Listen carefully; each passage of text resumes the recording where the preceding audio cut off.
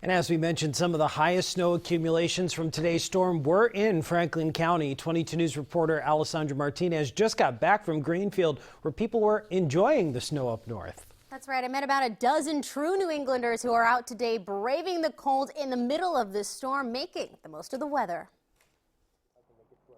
While the snow seized the day, Greenfield residents came out to play.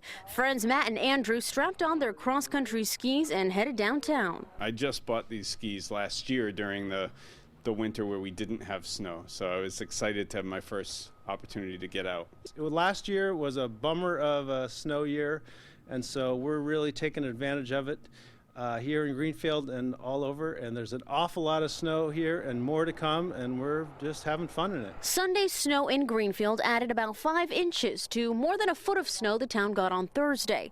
Plows cleared streets while the snow tapered out in the evening. Some sidewalks still had a thick coating, but one New Jersey couple was just thankful to be walking in a winter wonderland. We had to drive everywhere, so it's cool being able to leave in the middle of a snowstorm and actually be able to walk down somewhere to eat. Franklin Regional Transit Authority has not announced any delays for Monday morning.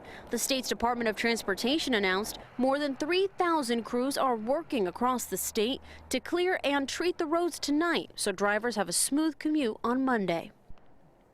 And on my way down here to Chicopee, I saw that many of the side streets between Franklin, Hampshire, and Hamden counties still were not plowed. So if you're going to be out on the roads early tomorrow morning, you're still advised to make sure you take it slow. Alessandra Martinez, 22 News.